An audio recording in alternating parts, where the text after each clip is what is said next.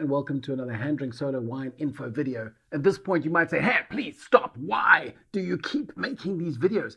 And I guess my answer is to try and make you sound a little more interesting at dinner parties, or at the very least to fill a few awkward silences on that tricky first date. So today we're talking about the Sanniesrust Pinotage 2019. Now Sanniesrust is the side project of winemaker Peter van der Merwe, who's in fact the full-time winemaker at 𝐷𝐴𝐴 Wines. Now we have previously featured Sanniesrust Grenache Blanc, which I described as a wine without makeup.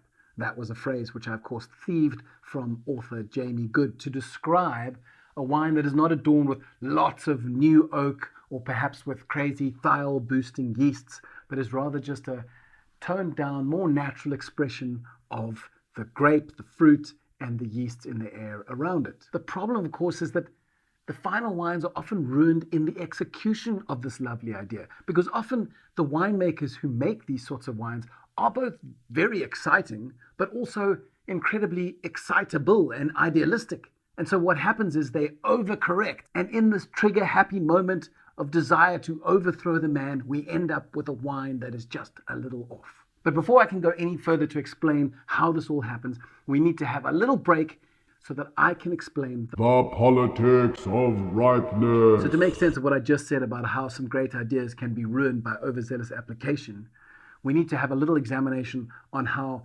ripeness has somehow grown far beyond its simple meaning as a physiological function of a grapevine and has become some sort of virtue signaling system amongst winemakers that, as I say, extends far beyond the practicalities of winemaking. At one level, ripeness is obvious, right? We all know what unripe fruit looks like. We've all had a green banana, chewed on it, and felt what feels like a gang of sand sharks doing the moonwalk on your incisors. And grapes have that too, that astringency, that dry mouth, cotton in your cheeks feeling that comes from skins and grapes and stems that have not reached full ripeness. This kind of ripeness that we're talking about is called physiological or phenolic ripeness. The other type of ripeness in grapes, and you need to have both working in tandem, is sugar ripeness. Sugar ripeness is a process whereby the level of sugar in a grape rises as the acidity in a grape slowly tails off.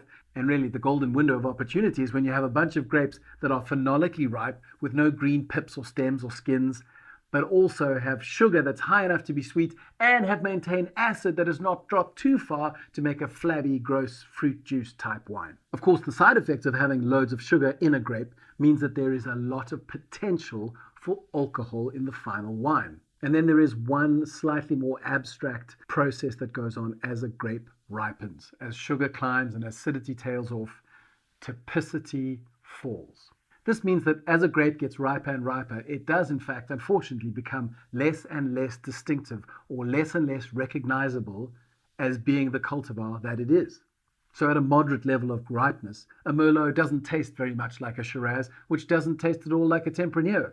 However, when they're all allowed to get super duper ripe to the point where they're almost falling off the bunches, they all start to taste kind of same.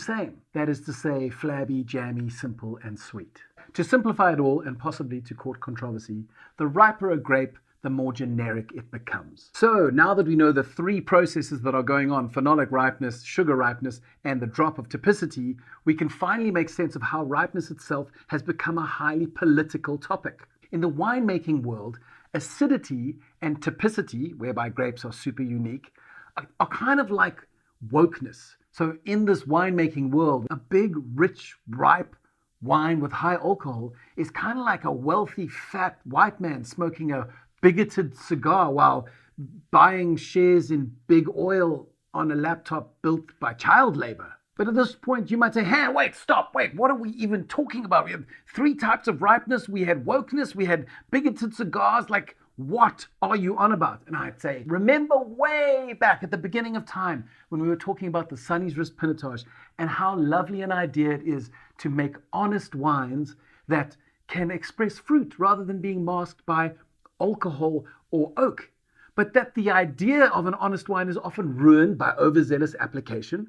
Well, now you know why. Because ripeness has been so villainized that many of the people trying desperately to create honest wines end up making almost undrinkable green banana unripe wines, which is a shame because it doesn't have to be this way. So to tie it all together, the Sanniesrust Pinotage 2019, made by Peter van der Merwe, is a delightfully familiar, comforting Pinotage that expresses the fruit and in all its honesty without being overcome by oak or alcohol. But it also isn't marred by overripeness or underripeness. So if we were to draw this all on a big spectrum of the wines we've been discussing, you have that green, unripe kind of John the Baptist, locust and honey wine over here. And then you've got all the way on the other side, kind of, I guess, Harvey Weinstein wines, big, rich, ripe, gross.